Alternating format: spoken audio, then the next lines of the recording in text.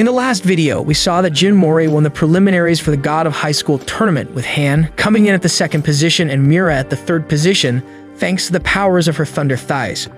They are now qualified for the national round of the God of High School tournament, where the best teams from all over Korea are taking part. Jin and his team go over to the stadium, and the new commentator announces that the first battle is going to be between Jin's team and another team, which surprises them, as they were hoping to watch a couple of fights to see how good the fighters are before jumping in a battle themselves, but luck doesn't seem to be on their side, and they are forced to fight in the very first battle. They all gather around the ring as they don't have much time to spare, and there they see their opponents for the first time. One of them is an ugly guy with an even uglier haircut, the second one is Harambe Part 2, and the third one is Discount Mira. The commentator announces the rules of the battle, which are very clear. The fights will be one-on-one, and the first team to secure 2 victories out of 3 will be declared the winner and will move forward. The first match is going to be between Jin and the ugly dude. They both enter the ring while Mira tells Jin to be careful, but he is exactly the opposite of careful and is super confident because of an apparent secret technique that he has learned. Just before the battle started, Jin declared that he was going to use a secret technique that would release all of his latent energy, making him extremely strong. He then starts poking himself all over the body at the acupuncture spots that the old guy taught him in the park. After doing that, he assumes a fighting stance, which scares the ugly guy a bit, but then he notices that Jin is trembling and unable to move. It turns out that he ended up pressing all of the wrong pressure spots, which resulted in him being disabled. The ugly bastard took advantage of this and started beating the crap out of Jin and kicking him when he was down, while Mira and Han looked away in embarrassment. To everyone's surprise, the ugly guy is declared the winner, while Mira and Han carry the limp Jin away. Even the old man seems embarrassed and angry at Jin's lackluster performance, and now all of the pressure is on Han and Mira to win both of their fights, otherwise they would be disqualified in the very first battle. Han enters the ring and his opponent is Harambe version 2, who is the oldest fighter by far in the tournament at the age of 38. They should name this tournament the God of Midlife Crisis for this guy. The battle begins, and they both start testing each other's strength from the very start. Han seems to have the upper hand as he dodges the gorilla's blow and counters with a big punch of his own before landing a 2-kick combo. Gorilla, however, is a brute and takes all that damage without any problems before grabbing Han by his belt, swinging him around the ring and throwing him in the sky. Han seems to be super confused as he doesn't remember buying tickets for the roller coaster, but he snaps back to reality once the gorilla punches him across the ring. Gorilla runs towards the other side of the ring, planning to end the fight then and there, but he has no idea that Saitama calls Han Big Daddy, and he emerges from the punch, delivering a massive punch, throwing him back before following with his combo. He starts punching the crap out of Harambe, but the brute has some endurance as he takes the beating before standing up again. Reminds me of my childhood, when my parents used to play this game on me. Han runs towards Harambe to attack him again, but this time this Sasquatch ends up using his chakra and hits Han with a mysterious hammer blast, which throws Han against the ring. Han, however, gets back up again and without a word starts running towards the Sasquatch again, who has pulled out a giant hammer from his ass and hits Han full force with it. Han, however, is an absolute Chad and takes the blow head-on before showing the Sasquatch why he is called the Big Daddy, and delivers a single punch to the giant hammer, which breaks it and knocks the brute out. Han is declared the winner, and now the tiebreaker match is supposed to happen between Mira and Walmart Mira. They both enter the ring for a face-off while both Han and Jin are getting treated by the nurse and her huge personality. They both engage in a classic sword fight, with neither of them giving way for the opponent to deliver any hits, but it seems pretty clear that Discount Mira is having trouble keeping up with our real Mira and her juicy chicken thighs. They keep clashing until Mira finds an opening, sweeps her cheap copy off of her feet, and hits her straight in the gut. Discount Mira looks over to his teammates and gets one last burst of inspiration before running towards Mira for another clash. This time, however, Mira is able to slice her wood in half, which is a very scary prospect for any of the guys. Discount Mira throws a hissy fit and uses her chakra, which creates a cheap light show and attacks Mira. Jin, on the other hand, is simply enjoying his sandwich because girls are temporary, but food is forever. The nurse with the huge personality asks both of them whether they are not worried about their friend, but Jin replies that Mira and her juicy thighs can never lose against this cheap imitation. Discount Mira uses her giant lightsaber and break Mira's wood this time, which is again a scary prospect for the guys, but Mira is a proud kitty owner, so she's not scared of her, and she jumps up to deliver a cool-looking kick powered by her thunder thighs, which knocks the maid in China out. Mira is declared the winner and her team qualifies for the next round. They all walk off the ring and stand in the corner to watch the next fight, which is between two unknown teams. The first match is between a green-haired sissy and a blue-haired sharp boy. The battle starts, and the sissy uses his tiny wand to create a flaming star in the air and throws it towards Sharp Boy. But he isn't impressed by his tiny staff, so he simply uses his giant shark to stab the sissy before ordering the shark to chew him alive.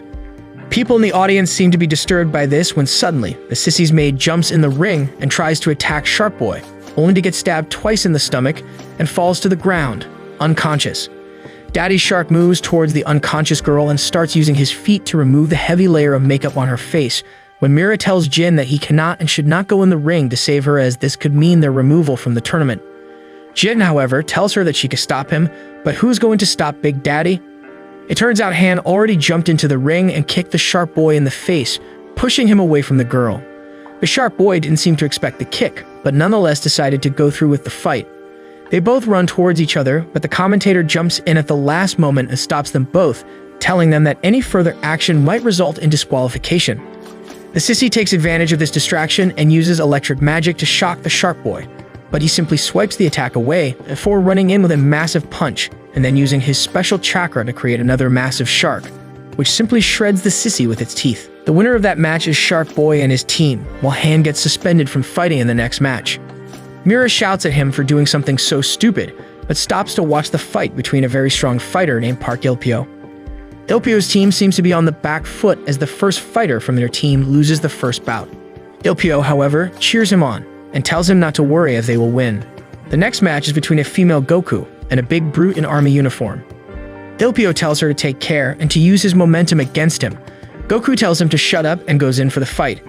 The fight starts, and the big brute seems to be a very clumsy fighter with nothing but raw strength on his side. He tries to grab Goku so he can choke her out, which is very kinky. But Goku is fast and doesn't give him a chance to get a hold of her, and while he was out of balance, she delivered a strong kick straight to his face, knocking him out immediately and winning the match. Ilpio congratulates her and goes in for his match now, which is going to decide whose team wins. His opponent seems to be a punk and extremely cocky. They both get inside the ring and the battle starts. Ilpio immediately pulls his hood and releases some kind of a mysterious aura which is felt all over the stadium, and apparently, whenever he did that before, all of his opponents simply ended up leaving the match because they got so scared. The punk, however, doesn't seem to have a brain and thinks that Ilpio is hiding a fan or something, so he challenges him to the fight. The punk runs in with a punch, but Ilpio is easily able to deflect it before kicking him in the legs, destroying his balance. Ilpio then starts using his weird technique in which he starts punching and kicking him all at once, while the punk tries to hold his own. Ilpio, however, is able to overwhelm him and punch him into the corner of the ring. The punk seems to get agitated and runs towards Ilpio again, as if that worked the last time. Ilpio simply dodges his attack again and uses his special attack in which he squeezes the lemons of his opponents. Or at least that is all I can think of when I see this face. Punk Boy gets big mad and releases his chakra. The Black Goo attacks Ilpio, but he is super fast, and is able to dodge all of their attacks pretty easily. He runs between them and reaches the punk for a final attack, but the punk uses his big black thing to capture Ilpio. It turns out, however, that Ilpio is played with many big black things and is used to running away from them, suddenly gets behind the punk and delivers a massive kick to his face, knocking him out cold and winning the match for his team. Jin watches closely and notices that the hoodie that Ilpio is wearing has the design of a tiger, which is exactly the same design that Jin's grandfather had on his military uniform. While going back to their houses together, Mira and Han discuss how they can grow stronger, and Han mentions that Pak told him that they can all gain the otherworldly powers of chakra, and it totally depends on each user, as some of them seem to work all their lives and still fail to get it, whereas some of them gain it just in a flash of inspiration. Jin, who was walking silently behind, comments that he doesn't want that power, as that power is borrowed and not his. He wants to get strong on his own without any help from otherworldly powers. Mira tries to make him understand how important this will be for their fights, but he simply walks off, telling them that he has some work to do. He walks off and remembers his last meeting with Pak, when he showed him the last sitting location of his grandfather and how the entire area has been destroyed by his powers. But he also told him that they found blood stains that belonged to his grandfather, and the chances of him surviving are very low. Jin sits down on the bench, wondering whether his grandfather is alive or not, when Ilpio walks up to him and greets him. He extends a hand of friendship, and as soon as Jin grabs his hand, Ilpio grabs him and starts attacking him with countless punches and kicks, claiming that he has been watching Jin since the preliminary rounds and has wanted to fight with him ever since. He tries to land a kick, but Jin blocks it. However, to his surprise, Ilpio reverses his block and jumps on top of him, but stops just before landing the final blow. Jin asks him why he stopped, but Ilpio replies that he can ask the same question, as we see that Jin was ready for a massive kick in the head. They both get up, and Ilpio apologizes for being rude and tells him that ever since he saw Jin at the prelims, he was itching to fight him. Jin tells him that it's all good and asks him about the tiger mark on his back. Ilpio responds by saying that the mark is supposed to be in honor of Jin's grandfather and tells him that his father died when he was young and he was left in the care of his uncle by his mother. The uncle had a dojo, but was insanely neglectful, never really caring of him as one of his own. Ilpio felt alone and scared, but one day while he was brooding beneath a tree, Jin's grandfather jumped inside of the compound and greeted him. He claimed that he was a friend of Ilpio's grandfather when they were both in the military and showed him a picture of them together. He then handed him a book which contained the secret techniques of a martial art form that his grandfather had created himself and left the book to Jin's grandfather before he died. Jin's grandfather told Ilpio to never be scared and to learn fighting from the book he gave him, so even he can become a strong man and make his grandpa proud. While talking, however, suddenly, Ilpio puts his hand behind Jin's back, and when Jin turns around to see, he spots that his hand has been stabbed by a shark's teeth. It turns out that Shark Boy fired an attack on Jin without any reason. Ilpio gets mad at him and tells him that if he has a problem with him, he should fight him in the ring, but that if he ever attacks any of his friends again, he will end Shark Boy's life. Shark Boy simply smiles and walks away, leaving Jin confused. Ilpio turns towards Jin and tells him that Shark Boy's name is Jeagle and he is a very dangerous opponent. Jin asks about his injured hand, but it turns out that during that time his hand got healed as well. After that, they bid farewell to each other and went their separate ways, while Jin thought about how weak he must be that he couldn't even respond to Jeagle's attack. The next day, while Han was working, he saw the green-haired commissioner looking for change beneath a vending machine. It turns out that a year's worth of his pay has been cut out because of the things that he did, and he is struggling to make ends meet. Han takes him back to the restaurant that he works at, makes food for him, and tries to strike a deal. He tells the commissioner that if he teaches him martial arts and the art using chakra, he will feed him every night for free by cooking him good food. The commissioner thinks for a while but decides that he doesn't have any other options and agrees. The next day, both Mira and Han get a notification that it's Jin's birthday today and rush over to his house, where they find him sulking near the picture of his grandfather. They cheer him up and all of them enjoy the afternoon, eating and having fun. The next day, Jin wakes up to a picture delivered to his house, which shows his grandfather bound and gagged up somewhere with the address behind the picture, telling him to come alone. Jin decides to go to his grandfather's aid, even though he has a match today. He grabs his bike and starts pedaling as fast as he can, while promising to be back before the match ends no matter what. On the other hand, both Han and Mira are looking for Jin everywhere. They searched his house and every other location that they know of, but they can't find him. One of the commissioner walks up to them and tells them that the match is about to start and they need to be there if they don't want to be disqualified. They tell her that Jin is missing, but she tells them that it doesn't matter. If they want to stay in the fight, they should go to the stadium. Han tells her that they just need to win 2 matches and then they can qualify even without Jin. But Mira reminds him that he has been suspended from this match. This is a big problem, but Han tells her to go and fight first and try to stall the battle for as long as possible, while he tries to find where Jin is hiding. She smiles at him and goes in for the match, while Han starts looking for Jin again. She gets inside of the ring and her opponent is a hooded guy, who tells her that he was waiting to fight against the successor of the Moon's sword style for a very long time. He throws away his cloak to show a totally jacked up black dude who has rubbed baby oil all over his body. He tells her that he is here to test whether she is capable of holding the true power of the sword style or not. The fight starts and she tries to hit him with her sword, but to her surprise, none of her attacks do any damage because he has rubbed baby oil all over himself and the attacks simply slide off of him. She tries using grappling techniques and gets him in a chokehold before kicking him in the stomach. She then tries to use her special technique, but the creepy black dude grabs her from behind and asks her whether she wants to play with his sword. Mira, however, seems to be very racist and stabs the guy in his rock-hard abs with her sword before getting away from him. She runs at him again, but this time one of the black dude's teammates throws him a sword, and they both clash. Mira realizes that the sword he is using belongs to her dad, which was stolen by that rich guy who wanted to marry her. She screams at him to give it back to her, but they both clash their swords again, and this time, Mira's sword breaks. She is taken aback while the black guy explains to her that she never even knew the true power of her sword, and suddenly the sword in his hands converts into a real sword, which he claims to be the sword of the gods. He tells her that she had the sword all her life, but was never able to bring out its full strength, which is a shame. He suddenly appears behind her and tries to attack her, but she is able to dodge his attacks before backing off and using her special moon sword technique on him. He tries to block her attacks, but at the same time, she jumps in the air to deliver a massive 2-kick combo, along with a punch to his guts, throwing him across the ring. The sword flies out of his hands and Mira is able to grab it, but suddenly it disappears from her hand and appears back in the hands of the creepy black guy. He explains to her that the sword chooses the master, not the other way around.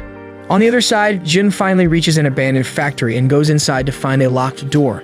He opens the door to find the unconscious body of his grandfather wrapped up in chains. He rushes up to him and tries to wake him up, but there is no response from his grandfather's side. He quickly tries to find something that he can use to break off the chains, but suddenly, his grandfather starts mocking him and starts bubbling up before exploding. Jin is caught in a huge explosion and lies down on the floor while an unknown man walks by mocking him for his navy and telling him that he is weak. The man thinks that Jin is dead and starts walking out, but Jin stands up slowly, telling the man to stop. The man looks behind him in amazement and tells Jin that he should just die and make it easy for all of them, but Jin stands there defiantly, challenging the man to a fight. The man uses a doppelganger technique and creates a bunch of clones of himself that all attack Jin at once. He tries to fight against them and does a good job of keeping them at bay, but is not good enough, as they start piling up on him, smashing him through the floor and into the basement. While he struggles to move, he turns around to see the dead bodies of the opponents he was supposed to fight in today's match. The man laughs at his face and discloses that the people that his team is fighting currently are members of his organization, and they will probably kill his friends soon as well. Jin gets insanely mad after hearing this and blasts all the clones away from him, while the man tells him to just roll over and die, as he is already hurt. Jin, however, looks him straight in the eye and uses an acupuncture technique on himself, which will make him numb for the entirety of the fight so that he cannot feel any pain. Inside the stadium, the creepy black dude slashes at Mira again and again without giving her a break, while she simply tries to dodge all of his attacks until she gets stabbed by him straight in the stomach. He then kicks her before punching her to the ground. He walks up to her and grabs her by the air before slapping her across the face and then punching her again inside her wound. She gets up again while he mocks her for even trying and says that Jin won't be coming to the fight today as he is probably already dead. This enrages Mira, who declares that Jin can never die fighting against losers like you and rushes in for a multiple punch combo, landing several hits before he summons the sword again, hits her on her shoulder and kicks her to the ground. Everyone thinks that the fight is over when suddenly Mira wakes up again, but this time something is different. She seems to be glowing with an overpowering aura and has two weird feather-like things coming out of her head. The sword disappears from the black dude's hands, and it appears in Mira's hand, who shows him her newfound chakra. He decides to use his chakra as well, and they both engage in another duel. This time, however, the black guy is no match for Mira, who slashes past his attacks without any problems and cuts through his chakra before delivering a massive slash, which knocks the black dude out and finishes the fight. She tries to stand up and falls, but to everyone's surprise, Jin arrives just in the nick of time and cushions the fall before Ham takes her out of the ring. The next fighter enters the ring, who seems confused at Jin's presence in the ring and asks him what happened inside the factory. Jin, however, doesn't speak a word, but keeps staring at him, waiting for the match to begin. His opponent immediately starts using his chakra and attacks him with a bunch of purple shapes. Jin easily dodges them and moves towards him, but the enemy creates a sword and tries to stab Jin, but he is able to easily deflect the attack and starts dishing out some mean kicks to his face, which mirrors the way he defeated the man at the factory. Jin basically goes berserk, starts beating the crap out of the enemy without saying a word, and finally delivers his special dragon kick. The guy is somehow able to withstand it, but Jin modifies his technique into twin dragon kicks and uses it again on him, defeating the man immediately and winning the match for his team. After the match, Pak takes all three of them into his chamber, where he informs them that the opponents that they fought were not other high school students but members of a secret society of assassins called Nox. Jin is very confused as to why this is happening and asks Pak about it. He explains that these people worship a demon god and do not acknowledge the existence of any of the other gods. They are hell-bent on destroying these other gods, and that's why they are targeting the students from the God of High School Tournament and the organizers. The students and the organizers use chakras, which are basically powers borrowed from other lesser gods, and until these people exist, Nox can't deny the existence of these gods. I guess it is a modern crusade. Pac tells them that they need to be very careful not only inside the stadium, but also outside of it, as they don't know who might be targeting them. Jin asks him for any information about his grandfather, but Pac reveals that he has no further information available as of now, and won't reveal any information to him even if he did. He claims that the three of them are insanely weak and will only create further problems if they try to save someone as legendary as Jin's grandfather. He promises Jin, however, that if he wins the tournament, Pac will reveal a little piece of information to him, which will lead him to his grandfather. This motivates Jin again, and he promises that he will win the tournament, no matter what. The next day, they all get ready for their battle against Ilpio's group, and everyone seems to be on edge, as the match is going to be between two favorites of the tournament. The first battle is supposed to be between Han and Goku, and they both get ready inside of the ring. The commentator announces the start of the match, and both of them immediately rush towards each other at full speed before trying to kick each other. Both of them are able to dodge the kicks, and they both start hitting each other with their fists. Goku decides to use a trick on Han and attacks him on the ear, which Han is obviously able to block. Sheik, however, punches him back, and with a swift kick, she slams him to the ground before elbowing him. Han, however, is not done and swiftly puts a counter and throws her away. Before she can even gain her balance, he closes the distance and was about to finish the match with his final punch, when he became dazed and lost his balance before falling to his knees. Ilpio explains that the first attack that she landed on his ears, even though it got blocked, it was able to do enough damage that he was knocked off balance, and it will probably take a couple of seconds before he regains it. Goku immediately decides to land an axe kick on his head, but at the very last moment, he moves his head out of the way, taking the brunt of the damage on his shoulders instead. To her surprise, however, he gets up and pushes her away before punching her thighs and kicking her in the abdomen, sending her flying away. The referee starts the countdown, but Goku decides to get back up and rushes towards Han for one final attack. She jumps in the air to land a kick, but Han decides to show her why he is known as the Big Daddy to Saitama and lands a devastating punch, sending her flying away and winning the bout. He then simply walks out of the ring, like the total Chad he is, and tells Jin not to lose the next fight. Jin walks inside of the ring to face off against the famed fighter, Ilpio. The battles start, and they both run at each other before Jin decides to go on the offensive and starts kicking Ilpio. Ilpio, however, has an excellent defense and dodges every single one of his kicks, while trying to counter his attacks at the same time.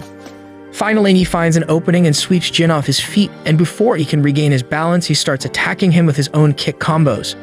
They both get into another barrage of kicks and punches, but it's clear that Ilpio seems to have the upper hand, as his attacks seem to be more efficient compared to Jin's attacks. Jin tries to regain the control of the fight and decides to go in for a kick and a punch at the same time, but Ilpio easily blocks both before pushing him back and kicking him square in the face. Jin falls to his knees, breathing hard, while Ilpio tells him that he has 3 major flaws. According to Ilpio, his first weakness is women with big thighs. This truth stung Jin, and he goes in for a bunch of attacks again, while Ilpio simply hops away. Jin, however, pursues him and uses a 3-kick combo, which Ilpio already expected, and blocks it before kicking him away and tells him that his second weakness is the big black wood. Jin gets even more frustrated and decides to use his special Twin Dragons technique on Ilpio, but he simply counters with his own technique, nullifying Jin's kicks. Jin drops on the ground again while Ilpio tells him that his final weakness is the combination of the 2 prior flaws, traps with thick thighs, and a big black wood. Jin gets back up again, but no matter how much he tries, Ilpio is always able to defend against him and keeps hitting him again and again. Ilput kicks him in the air again and goes in for the finisher. When Jin regains his balance, he uses Mira's Moon Sword style technique, cutting Ilpio on the chest. Ilpio is surprised but decides to press on with even more attacks, hitting him with a kick, but Jin again retaliates by 2 sword strikes on the chest, making him bleed. Ilpio runs up to him again, and they both jump up in the air. But this time, Jin uses Han's One-Punch Man technique and hits Ilpio's feet with it, surprising everyone yet again. They engage in a massive fight, where they keep hitting each other with a barrage of attacks, and Jin even uses his Twin Dragon kicks again, while Ilpio uses his special kick to counter it. Jin finally gets a flash of inspiration and creates a new technique, blasting it at Ilpio, while he also uses his strongest technique and counters it towards Jin. The attacks clash in the middle, but as the dust settles, we see Jin still standing while Ilpio is down on the floor. Before the winner could be declared, however, Ilpio gets up once again, while a bunch of light surrounds him completely. He walks through it and suddenly gains the power of a furry god, awakening his chakra. Everyone is stunned at his transformation and completely bewildered at the aura that he is producing. Jin, however, doesn't seem to be bothered too much or scared for that matter. He is even more excited to fight his stronger Ilpio. Ilpio clearly tells him that at the level that they are currently at, he cannot win, but that doesn't matter to Jin as he starts devising a plan of attack and starts moving towards Furry Ilpio really slowly. Furry Ilpio commends Jin for using his brain instead of reining straight in, but suddenly, with a burst of speed, Jin rushes towards Furry Ilpio and starts punching him. To his surprise, however, all of his punches are blocked by an invisible barrier, and suddenly, Furry Ilpio becomes Goku and uses instant transmission to appear behind Jin, before punching him straight into the air. Furry Ilpio then starts punching and kicking Jin while he's in the air, hurting him badly as he falls to the ground. Jin, however, is on drugs and gets back up again to attack Furry Ilpio, rushing towards him at full speed. Furry Boy immediately punches him, but to his surprise, Jin has learned the art of instant transmission as well and appears behind him before trying to kick him. Furry Ilpio, however, is done with his bullshit and rushes at him, delivering a massive gut punch, knocking him down on his knees. Jin, however, is seriously high on some cardboard as he still doesn't give up. Furry Ilpio, however, seems to be shaken as his mortal body cannot contain the powers of a furry god. He shakes it off, however, as Jin decides to rush at him again. Furry Ilpio uses his special skills to conjure 2 more furries to attack Jin, but Jin isn't a degenerate, so he instantly kills those furries and gets into a close-quarter combat fight with Furry Ilpio. They end up having a long back and forth of punches, attacking and counter-attacking each other, before Furry Ilpio lands a punch to his face. Jin, however, is unfazed by it and runs at him again, and their fists clash. They get enveloped by a massive fiery tornado created by Ilpio as he summons 100 of his furries to attack Jin, before telling him that the fight is over. Jin, however, says "psych bitch," and his eyes turn blue as he taps into his chakra, totally destroying all of his furries before getting into a standoff once again. Furry Ilpio thought that if it didn't work once, it should work on the second try, so he summons another batch of fresh furries and sent him to Jin, but he is tired of these degenerates and uses a single punch to kill all of them. And the power of that punch sends Ilpio flying, who converts back to his human stage and then is crushed by a massive hand, back onto the ring, knocking him out. Jin is declared the winner as Ilpio lies unconscious on the floor. Later that day, Jin goes into the hospital wing where Ilpio is resting and asks him whether he's okay. Ilpio tells him that he is fine and then motions for his friends to leave the room so he can talk with Jin. Jin reveals to him that he is worried about his grandfather and doesn't know whether he is okay or not, and tells him that Pac has promised him information if he wins the tournament. Ilpio tells him that the finals will be against Sharky's team and he is a very dangerous opponent, but if Jin fights like he did against him, he should have no trouble making shark fin soup out of him. PETA, please forgive me for that joke. Jin goes out with Han and Mira to talk when they all suddenly notice something wrong with the sky. It is suddenly announced that the God of High School tournament is cancelled as they watch a mysterious being emerge from the sky towards the ground, while various small, weird-looking flying things are roaming and destroying everything. Did we get Ice Cake's The Age of Ultron? All of them go down to see what's happening when they suddenly hear a loud noise and notice that Jeagle and Ilpio are fighting once again. Ilpio is transformed into his furry form and seems to have the upper hand as he beats the crap out of Jeagle, who can't do anything but take the beating. While Furry Ilpio is distracted, Jeagle used his special ability to conjure a wired-looking monster that gobbled Furry Ilpio up. Jin watches in horror as the monster becomes a ball, which starts floating in the sky before it bursts, and an unconscious Ilpio falls down to the ground, alongside a weird-looking thing, which is supposed to be an ultra-powerful object known as the key. Jeagle immediately uses his weird body tongue to try and grab it, but the flying robot thingy grabs it before flying away. The key is then grabbed by a homeless-looking man who attacks the flying thingy, and after going from one person to another, it lands on a white-haired dude, who seems to be the main villain, who is bringing this catastrophe. He gets extremely excited to finally get his hands on the famed key, but Jin simply bitch slaps him from behind and grabs the key, just because everyone was trying to get it. Suddenly, it's announced that America got to know about this crisis in Korea, and they decided that they wanted to intervene in the most American way possible, by sending a bunch of nuclear missiles at Korea.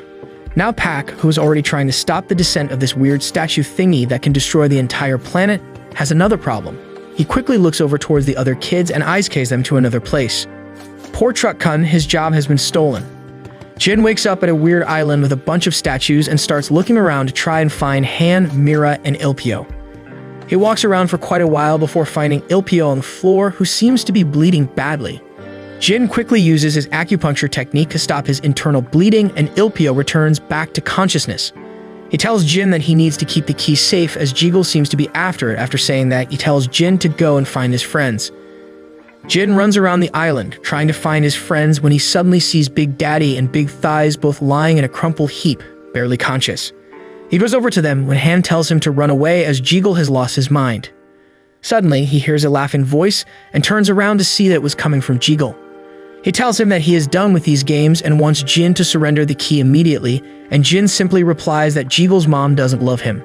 They engage in combat and Jiggle seems to have the upper hand as Jin is simply trying to defend, while Jiggle grabs him by the head and throws him to the ground. They start fighting again, but I seriously can't be bothered to explain the fight to you because everything happened very quickly. All you need to know is that Jin was on the back foot, when suddenly there was a huge flash of light and they were all isekai'd back to their normal world. Hashtag justice for Truck Kun.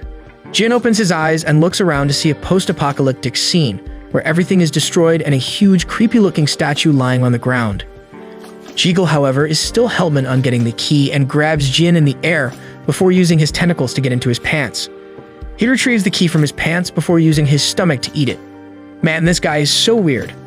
Jin looks out in horror as Jiggle transforms into a baby, then grows wings and starts flying up in the air before transforming into a mixture of an angel and a demon, declaring that he will bring an end to all humanity. Jiggle seems to have been reincarnated as an actual demon, and sensing his power, Mira tells them that they should fall back and regroup with Ilpio and the others, but suddenly, Jiggle appears in front of her and throws her at Han before pursuing them and blasting them with a beam. They dodge the attack and start trying to fight back, but Jiggle is on another level and simply stops Mira's sword with a finger before throwing her away. Big Daddy tries to one-punch him, but Jiggle dodges before lasting him away as well. Watching this, Jin also joins the fight, but Jiggle is easily able to bind him in the air with his powers, but Jin breaks through it and uses the acupuncture technique on himself to make himself faster and to let out his latent power before running at Jiggle. They get into a massive fight, which I am too lazy to go over, but at the end, Mira and Han again join the fight together, but Jiggle is able to dodge or block all of their attacks before sending them on the run as he blasts them with magical beams from above. He summons a bunch of dudes that capture Jin, but Mira defends him and starts running when Jiggle blocks their path and sends a magical spear at them.